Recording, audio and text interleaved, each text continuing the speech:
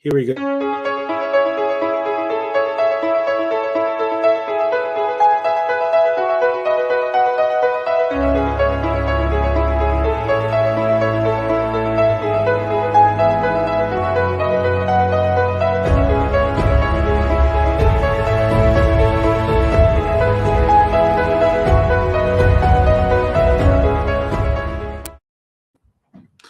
All right, that was pretty cool. I love Maggio's stuff. I love it, especially when he does that, and I love when he does it when we have some of that's coming in for the QBC. He's one of the most talented painters I know, and he doesn't get enough push, so I always try to push him. Let me bring in Matt Cerrone right now. Hey, Matt. What's going on, Keith? How's my audio? Your audio is great. So. Okay, Matt's been great. He's always supported the QBC. He supported the bloggers back in the day. He has a whole bunch of his own stuff going on, and the fact that he was able to make time for us today is awesome. Let me bring in one of my favorite former Mets. He's actually somebody I don't mind seeing in a black jersey. He's he was always great. Just watching him play, no matter what position he was playing in for the night. Here he is, Super Joe McEwing. How we doing, guys? Thank you. How are you? Thanks for having me. Oh, thank you for coming on for us, and we really appreciate it. What I'm going to do is I'm going to jump off and leave you guys to have the panel. And painting, by the way. That's awesome. If you want, I could probably try to get Joe to Dave to send it to you if you want. They did an outstanding job. That'd be great. Here, hold on. Let me just put Dave in really quick. Oh, all right, Dave. Sure. That's an outstanding job. Thank you. Thank you so much. Thank you. Yeah, I'll definitely send it your way. That's awesome. That was amazing. Thank you. Thank you. That's very kind. Thank you very much. Awesome. Again, thank you so much. Pulling Dave out. I'm going to jump out now and leave you and Matt to talk. And I'm going to pop in comments every now and then from the fans. Okay. All right. And I'll see you guys at the end. Thanks, you. Keith. What's up, Joe? How are you? Good to see you. How are you? Good. We were trying to figure out, we talked yesterday, we were trying to figure out if we had ever met before in previous seasons. And I got to think at some point we did, but who knows? But it's good to see you again today. Great seeing you as well. So I guess to start off, the thing that whenever I think about you, from a Mets perspective and from a Mets fan myself, I think about how iconic you are, and I don't know that you even probably think about it that way among Mets fans, but it's very humbling. The reason I say it that way is because we always talk about a Joe McEwing-like player, and we say it all the time. Oh, they really need a McEwing type guy, and I'm wondering if you realize that, or if you see yourself that way, or do you obviously stats are one thing, but there's legacy and there's impact and influence and all that kind of stuff. And do you realize that you have that role among Mets fans? First of all, it's very humbling to be thought of that way. I never really thought about it. My goal was to go out every day and be ready, be prepared to help a ball club win, and just go about my business the right way, my preparation, my work, being a good teammate, and helping any way we possibly could to win a game that day. And I only knew one way to go about it, and that was to go out there and give it everything you had for 27 outs. And at the end of the day, win or lose, you'd like to be on the winning side of it. But you knew at the end of the day, you could look yourself in the mirror and say, I was prepared. And if I didn't get the job done, which I didn't a lot of times, I knew I was prepared and that I could let it go faster and be ready to focus on the next day. I wasn't going to ask you about any of these things, but I see all these jerseys in the back, specifically George Brett, who I loved watching. Mm-hmm. And I'm wondering what these guys mean to you and what it meant to you. I'm assuming this is your collection and how it came about. It is, and every single one of them means something different to me. Each one has its own story, and the one behind me, the Pete Rose one, it's I grew up watching in Philly. And that's how I wanted to go about playing the game. He left it all out there on the field every single day and played the game hard and gave it everything. He was prepared, and so I always enjoyed as a kid watching him play, and that's who I went to be in the backyard at 4 or 5 years old. You know, playing wiffle ball with my friends. You know, your imagery of being a Pete Rose, a Larry Boa, Manny Trio, great Maddox, Lazinski. You know, I was a huge Phillies fan, so you know the imagery and seeing that all come together in your own sense. That's who I tried to pattern my game off of. So at some point you were, you know, a little leaguer, you're a high school player, you get to the big leagues. Who are you in awe of when you met them for the first time? A lot of different individuals, you know, because I was a huge fan of the game, and I was a fan of players across. I mean, I can name almost every. When I was a kid, you can name every lineup, every guy on every team. It didn't matter if it was number 1 or number 25. You know, you can name each individual because you're such a fan of the game, and you love the game, and each one had their own way of going about it and the way you appreciated them. So, you know, when I met Willie McGee for the first time, when I met Eric Davis for the first time, when I met McGuire for the first time, you know, I'm sitting here, I'm in awe, and I'm like, okay, I'm sitting in the same locker room as them, you know, and I was confident in my ability. I didn't really understand how great they were until later in my career, because I viewed myself, even though it's not true, on the same level as them. And that's the confidence I needed to compete and to not just get to the big leagues, but to be able to stay in the big leagues, to feel as if I could compete against these guys and I was good as them every day. That confidence is something that always I hear whenever I talk to guys that play the game or play the game. I can't remember who I do. A conversation with Ron Darling years ago talking to me about golf and how the marked difference between playing golf with other professional athletes, obviously in his case baseball players, versus, you know, regular people, is that all the regular people were afraid. You know, they didn't think they could make the shot. They're always worried about what they couldn't do. And the professional athletes all looked at it as, I can do this. There was confidence to it. And if they didn't, they just worked harder to figure it out. But he always noticed that difference. And I'm wondering, you know, what you make of that, because I've heard that in other places. I think that's 99% of the battle. Yeah, is that confidence. You know, I always used it as motivation. You know, anyone that told me I couldn't do something, I used it as motivation, and that, you know, I'm going to prove you wrong, type of mindset. And you know, going through the minor leagues in every city, you know, you're not going to be able to play in AA. You're not going to be able to play in AAA. You're not going to be able to play in the big leagues. Okay, you got to the big leagues, you're not going to be able to stay. You know, and I tried to use it as motivation to continue to prove people wrong, and didn't allow any exterior distractions coming in to get. It was like a horse with blinders. You know, you don't want to see left or right. You want to see what's in front of you, and what your job is, what your task is, to be able to have your own career, but also try to be the best teammate you possibly can, and help a team win. We'll talk a little bit about David Wright in a minute. But I'm wondering, in your case, when you got to the big leagues, who maybe took you under their wing or showed you, you know, the way of the game and, you know, all that kind of stuff, who was sort of a mentor, so to speak?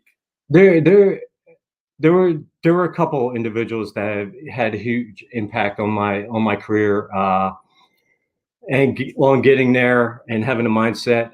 Jeff Manto, who I grew up with in Bristol, he was a little older than I, but we worked out every winter. And he was already in the big leagues at the time. He was back and forth between AAA and AA, and we'd hit every day. We talk, you know, and just asking questions about what the mindset of a big leaguer, how to go about it, work ethic.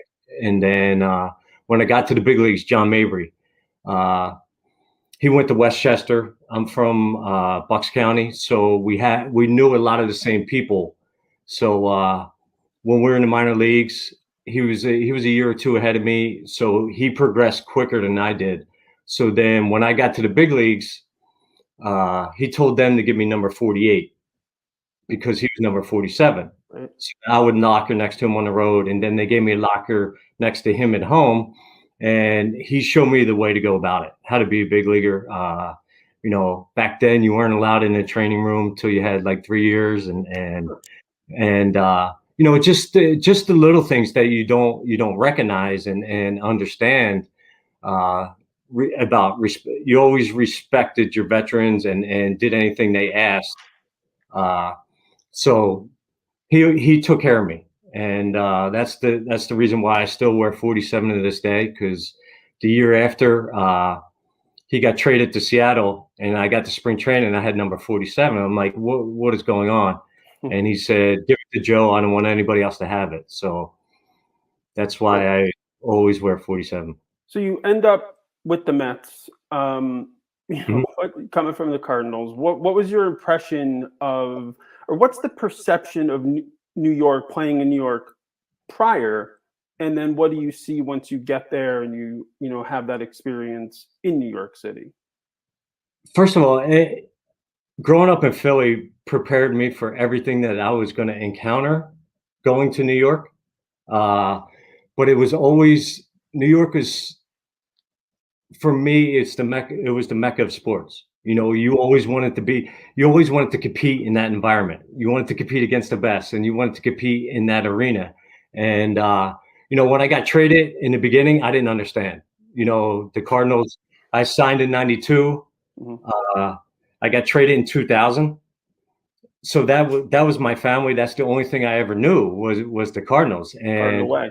yeah, and you know, I when I got traded, it was a couple of days before we were leaving for Japan to open the season in 2000.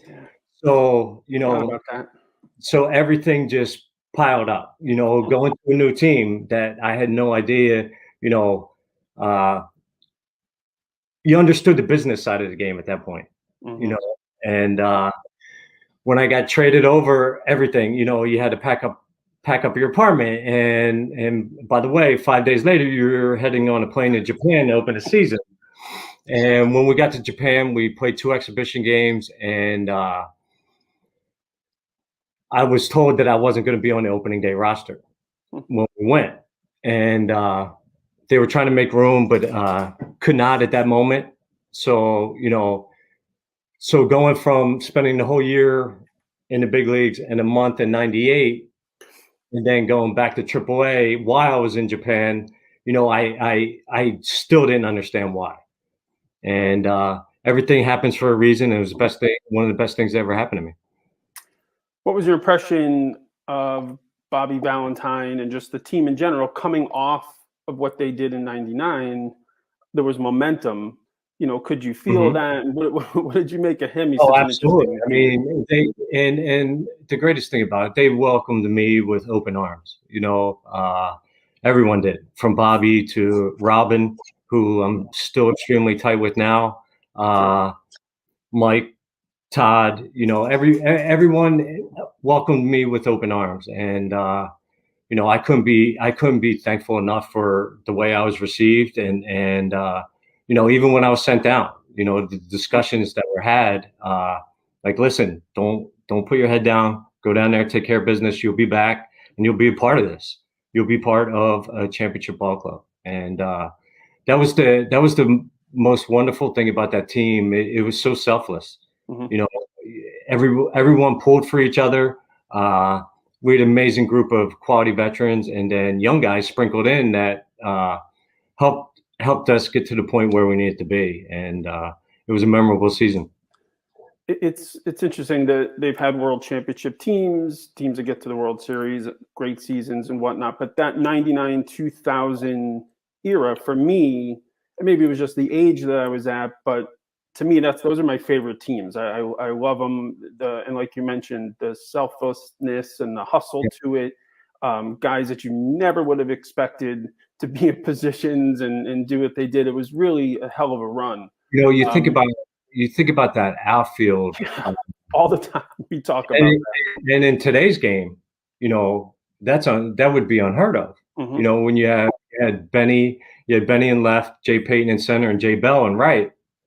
And I think combined, because Derek Bell. Yeah. No. Okay, cut back in.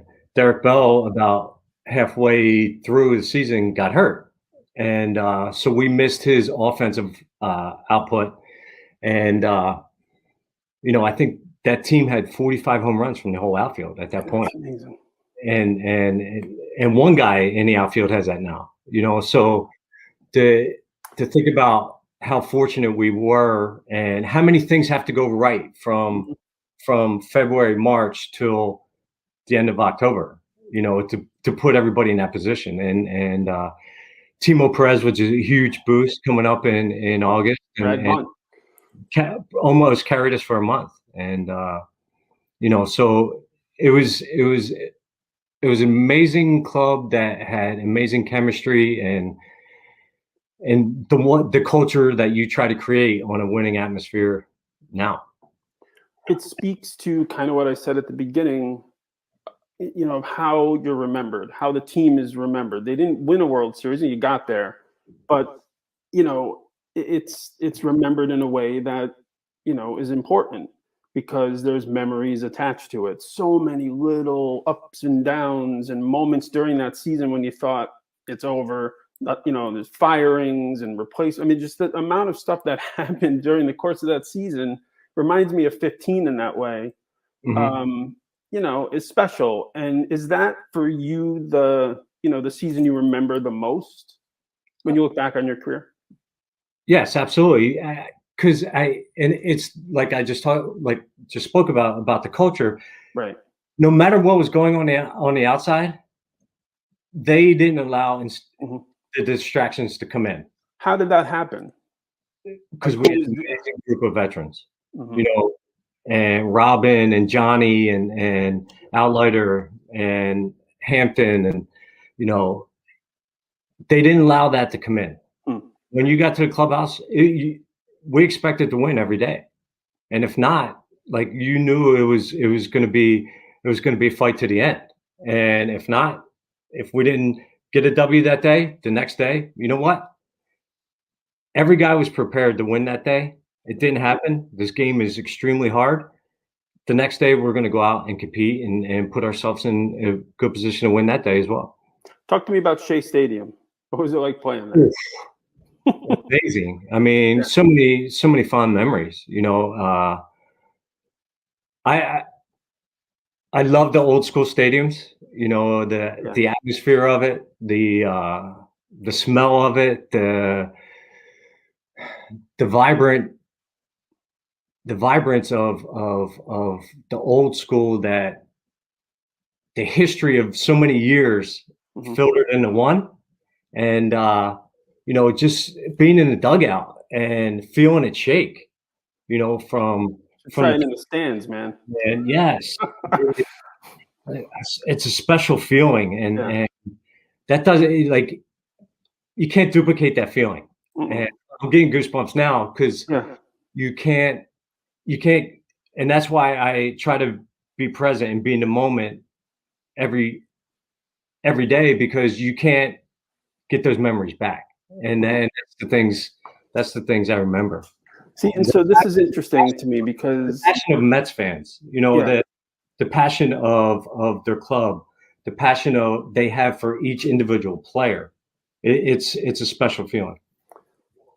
This is interesting to me because you talk about that literally in the exact same almost words that David Wright has talked to me when I've interviewed him about different moments, specifically the World Series for him in 2015, taking the field, this being mindful of everything, and it's very similar. And so he speaks of you, obviously like a mentor. When he first came up, he rented I think it was the apartment next door. He had said, when he first came in and you were that guy for him, I mean, what did you make of this young kid coming up? What's it like to sort of it happened for you, like you mentioned earlier in your career. What was that? What did that mean to you? Well, that's the thing about that's what's amazing about this game. It's the friendships, the memories that are created and that are still happening and still ongoing. And the first interaction I had with David was when he signed. You know, they Right. they brought him to New York and had the press conference, showed him around the stadium, and we're in the cage working. And they came in and they're like, do you mind if David comes in and gets some flips? I'm like, are you serious? I mean, we're gonna let an 18-year-old kid come in and take flips as we're trying to work and prepare for a game? I was obviously kidding, and I was joking around, and I introduced myself, and the same way that interaction when I introduced myself to him and he introduced himself back is the same way I see him now. Nothing has changed. He's the same individual. He's an extremely amazing person. But when he got in the cage, he started hitting. I'm like, wow, that's a different sound. Even at that age. And you know that. You hear the sound. You're like, wait a minute, that's different. Mm-hmm. That's a special kid.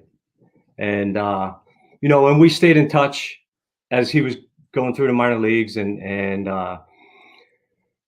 we go to dinner in spring training because we have mutual friends. And then when he got to the big leagues, it was my turn to take care of what somebody else did for me. It was my turn to do it for someone else. And extremely thankful for it. He was like the brother I never had. And every night it was dinner at our house, and then going to the stadium, taking him out to dinner on the road, and those things, just trying to guide him the right way, which he probably didn't need because he's that amazing, but just the things that were brought on to me, I was trying to give back to him. And right, of course.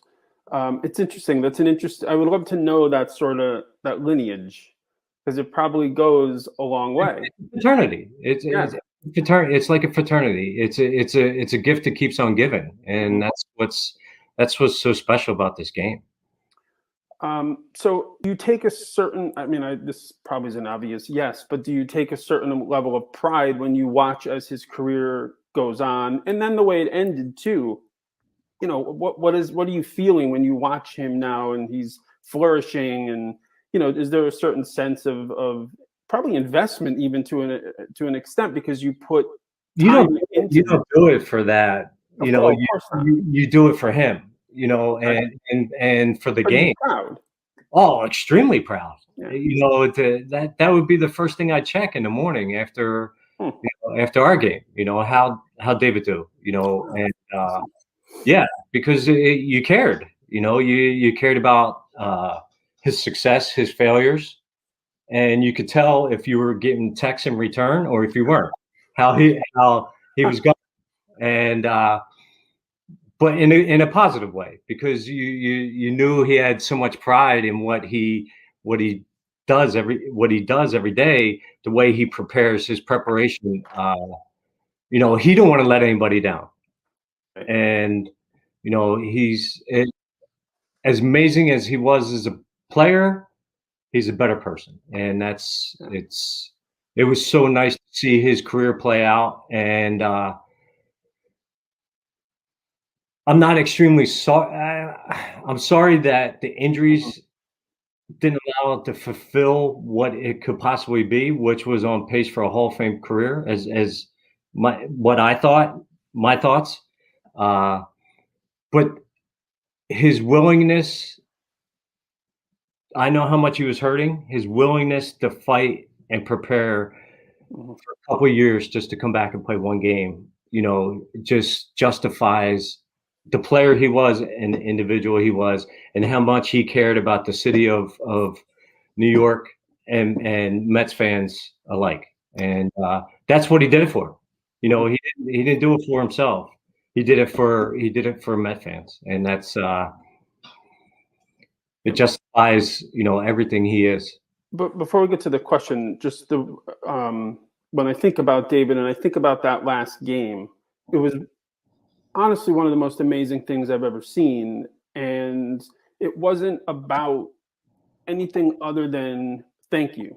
I mean, the adulation and the love and the appreciation that you felt in the stands, and not even from the stands. I mean, security guards and people. I mean, just everybody in the ballpark. I can't remember ever seeing all eyes on one person with that level of appreciation. It was really, really, really. It was touching even for me. Like I felt like, wow. I mean, it would be awesome. Think about what he's given and what he's getting back is really an amazing thing, just from a human perspective. And that was on both ends. You know, it was appreciation on both ends. You know, from fans and himself alike, giving back to what, you know, they gave him, the energy they gave him every night he played. And you know, that doesn't happen too much anymore. You know, one individual playing their whole career in one city, and I know he's very thankful for that. The similarities between him and Mattingly sometimes are pretty amazing. Just in terms of how the city viewed them, the fan base, how the career ended, where it could have gone. I mean, that's a great point. And I know he's talked to him about it when he was going through all that. Really, I know that. That's a great point. Yeah. So, question from Nancy and MJ, who are, by the way, are two terrific fans. I've met them. Hi, Nancy. Hi, MJ. They want to know if being a mentor and a friend to an upcoming player, do you think that's something that happens today? It does. It does happen today, and you know, and in the arena we're in now, it's we have to teach we have to let them know to give back, you know, and it's happening. It's happening today. You know, players are taking guys under the wing and giving back, you know, the same way that was passed along to them. What do you make of the game today? Because you've been a minor league player or a major league player, you've been where you are right now with the White Sox. Like, you've seen the evolution of the game, the players. It's very different from when you played versus, say, the 80s and so on. So, I mean, what do you like about the way the game is right now? What would you love to see change? Okay. No, it's interesting because everyone's saying the game is still the game. Mm-hmm. Always will, right. You know, and right. The main thing is going out and competing and winning. Okay. Mm-hmm. And nowadays everybody's talking about the numbers, the on base. It's been talked about for 100 years. It's just different letters. It's different variables to it, and how to. And believe me, I love numbers. Take them and evaluate every situation, any possible way we can put an individual in a better position to be successful. Absolutely, absolutely. But a lot of things that are going on today were happening years ago. 100 years ago, you know, there was guys with high on base and guys that had high slug but struck out a lot. Mm-hmm. You know, think about Rob Deere. You know, so it's been going on for extremely long time, and I think as an industry, we're just tweaking it, making it better, putting different letters on it and different ways to combat it. You know, think about when I was coming up, a lot of pitchers were four-seamers, mm-hmm. curveballs, changeups. Okay. And then guys started making adjustments, and that's when the home run era came in. Okay. Then what did everybody start going to? Sinkers, cutters, sliders, splits. Right. How do you combat that? Start talking about launch angle. Mm-hmm. Right? You start talking about launch angle and you know, twist, dissecting the swing and making it how it works best against the sinker, against the slider on a lower plane, and then what's the industry do pitching wise again? Start going back to four seamers, high four seamers, curveballs, and changeups. So I think the best way to try to stay ahead of the curve, constantly staying ahead of the curve, making the adjustments quicker than the other guy, the other team, the other individual. So I think it's a constant cat and mouse game that's what makes this game so beautiful, and if you can't break down video and watch, okay, this is what an individual is trying to do to me on the mound, four seam, and I won't make the adjustment, then shame on me. Right. So at some point you gotta swallow your pride. Okay, I'm not going to keep walking back to the dugout 0 for 4 every night without making an adjustment and waiting for him to come in my zone. No, I'm going to have to make an adjustment, from pitch to pitch and understand how to combat it all. So, and I think that's where the game is getting back to. You're having so many athletic players now where, how many times you see nowadays where you see a 0-2, 1-2 fastball neck high getting hit opposite field because they know what guys are doing and they're not afraid to make the adjustment. So I think that's where, the cat and mouse and being athletic and understanding the situation that's presented in front of you of what the individual is trying to do on the mound to get you out. So the game is the game for me, and you just try to stay ahead of it and put yourself, your club, and the individual in the best position to be successful. Right. So do you think a team like you had in 2000, specifically the outfield, do you think a team could get to the World Series today with an outfield like that? Absolutely. With the pitching and defense that we had, absolutely. Interesting. Because we talked yesterday about, defense up the middle and how important that is. So we'll talk about the current Mets team. I feel like, and I love Brandon Nimmo, but I feel like they need like a true blue glove first center fielder just because of the way, they're structured up the middle. And I think it helps the pitching staff. Is that something, and it's no disrespect to Nimmo because I love him and I want him on the team and I think he's a special player, especially in New York. But I do feel like they need that glove. How important do you think that is to a team's success, specifically this Mets team?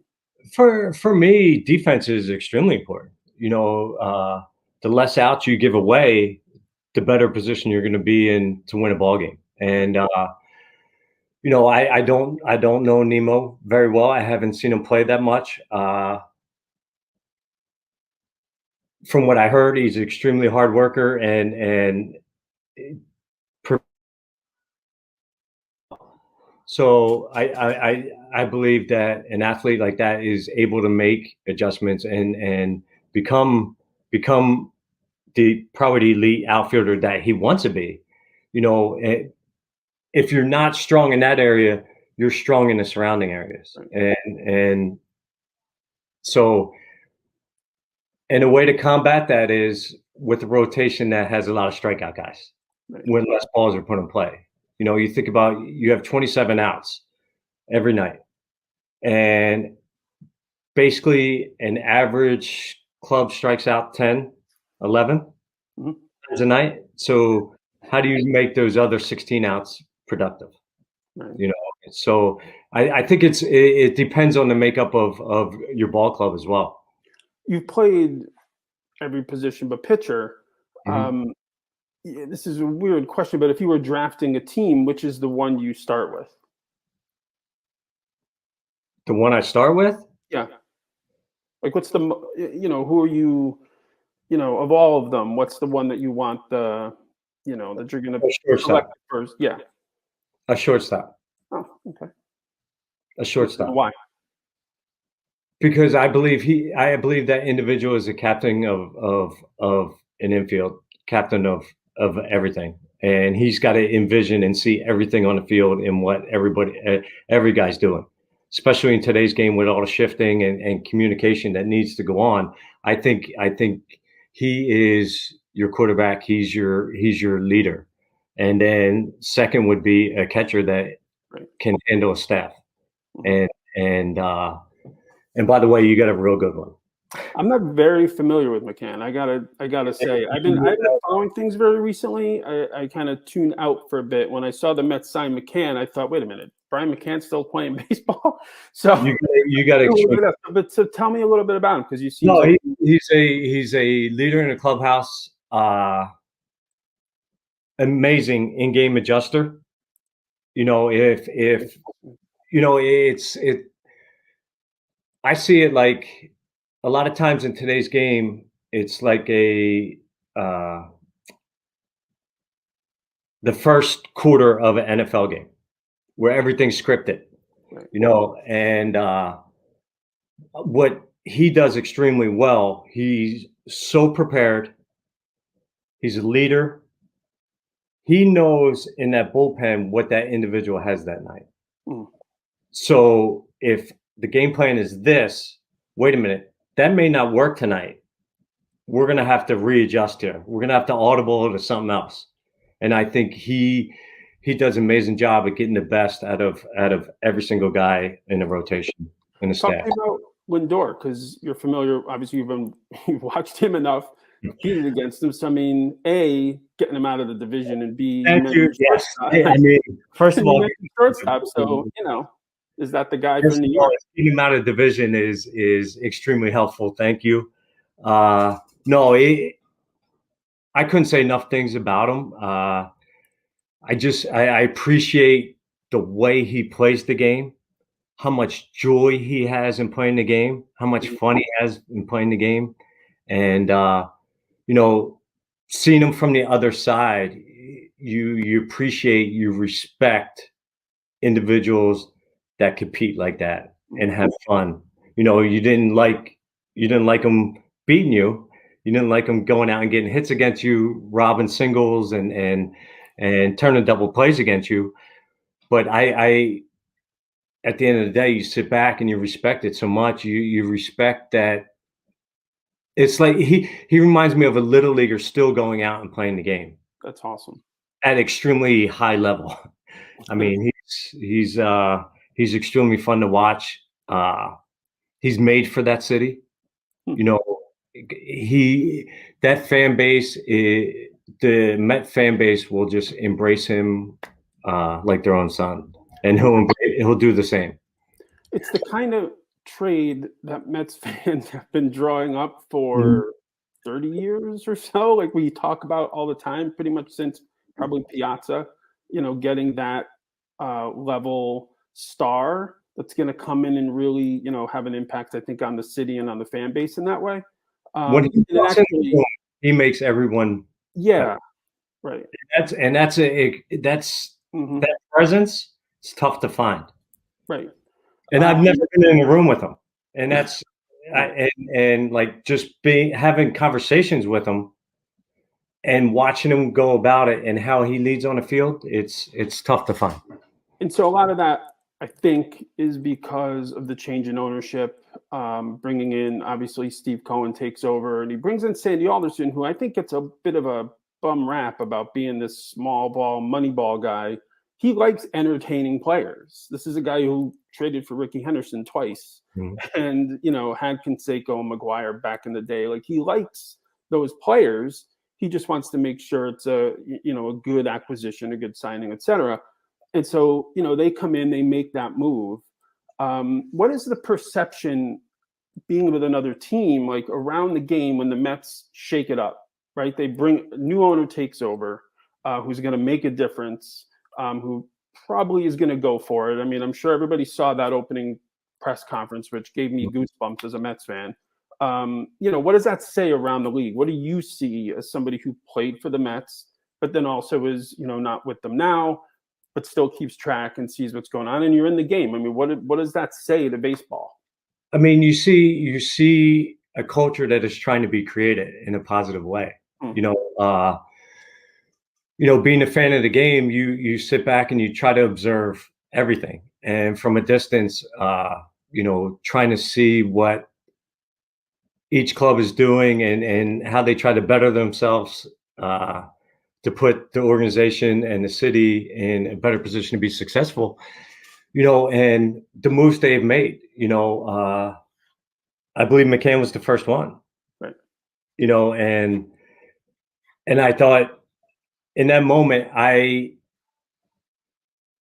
understood what they were trying to do, from being with Mac for 2 years, understanding, how you're trying to build a winning atmosphere and a culture, and you're bringing in quality people, and they're two quality people, and plus the other moves they've made, and as far as looking at the other side, the culture that we've created also on the South Side, and the talent that we have and continue to build on to put us in position to be successful. It seems like the same scenario. We're going to be wrapping up soon, but you played for the Cardinals, and you just talked about culture. Do you see a way the Mets could have a Mets way, just based on, if you can speak to that? Obviously, you're with an organization, but I mean, do you see, coming together, maybe what they would want to be? You were frozen. I didn't hear it. Oh, I was just saying, based on the acquisitions they made, and you were talking about McCann, I mean, do you see sort of a culture that maybe they're trying to put together? Yes, one that is positive, sustainable for a long period of time. Cool. And this is the foundation of it.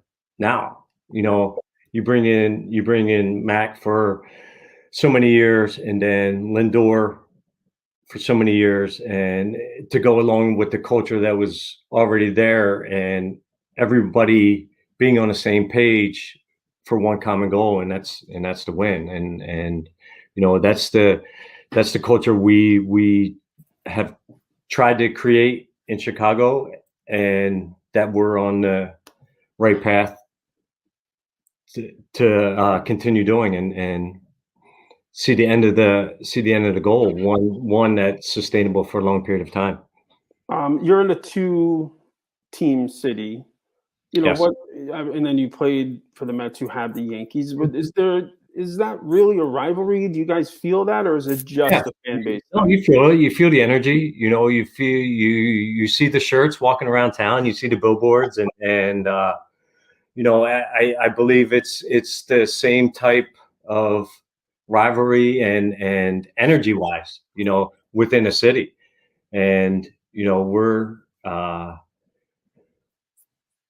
we're creating that. We're trying to create an environment to bring positivity to the South Side and make it a winning town, the winning side of the town for a long period to come. Something that we've been building on for extended period of time. So here's a question here from Brian Roberts, who's talking about the home run off Randy Johnson at Shea, and Shea Rockin', which, if you've ever, you'd think the place was going to fall down. Been there many times for things like that. He wonders if you remember that, hitting against him in that moment.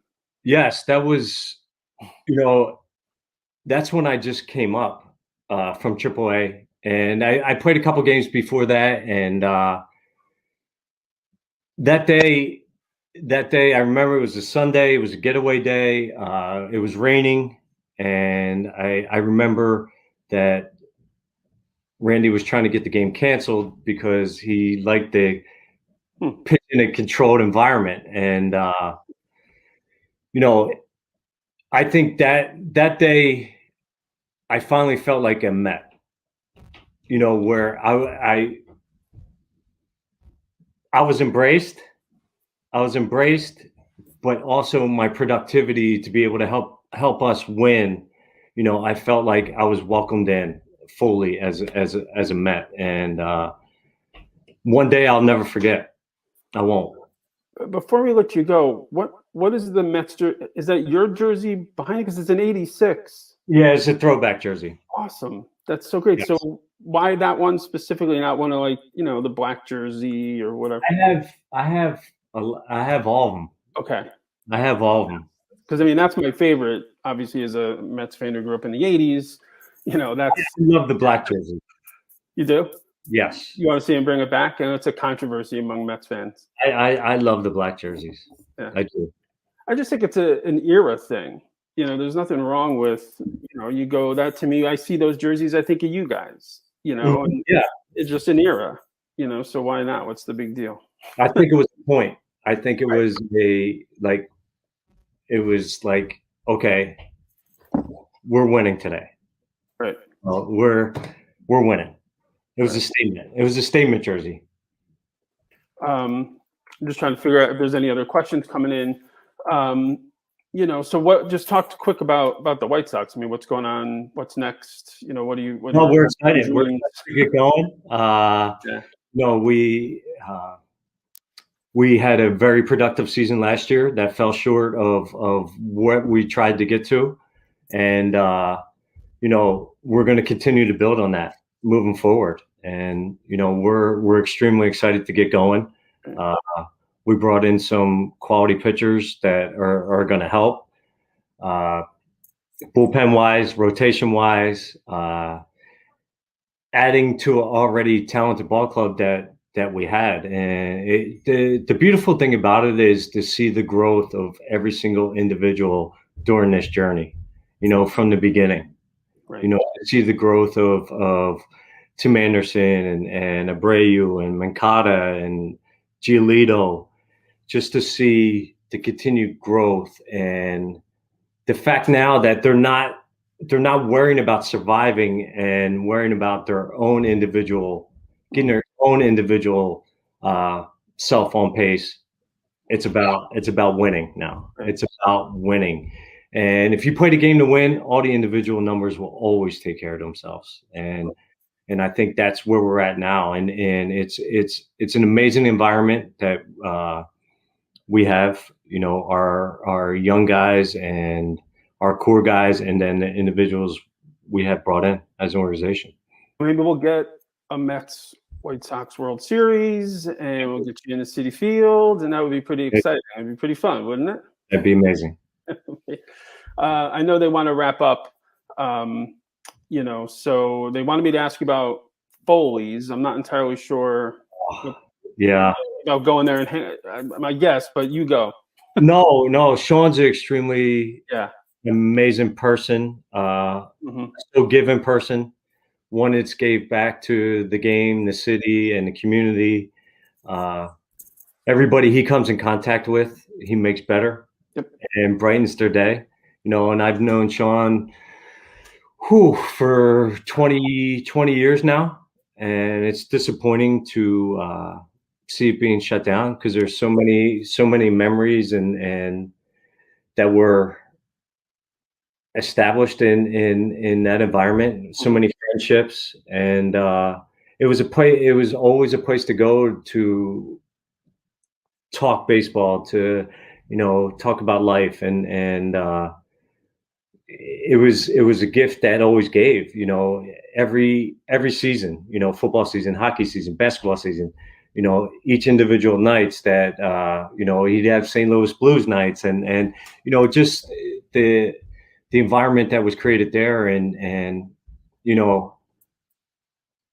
one thing that meant so much to me, and just another telling of how amazing David is. I brought David there after his first game, and we went in the back, we ate, and That's awesome.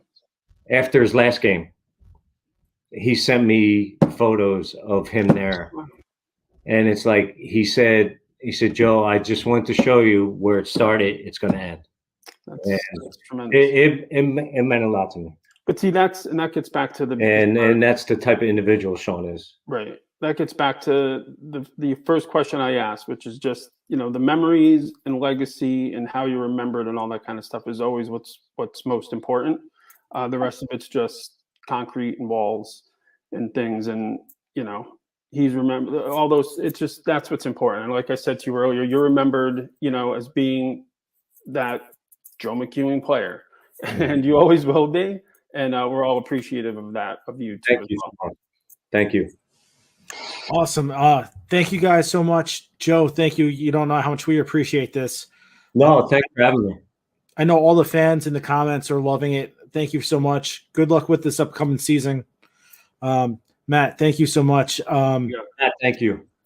I'm going to let you guys go. I don't want to hold up any more of your time. Again, thank you again, Joe. Thank you, Matt. I'm going to let you guys go. Cool. Thank you. Thanks.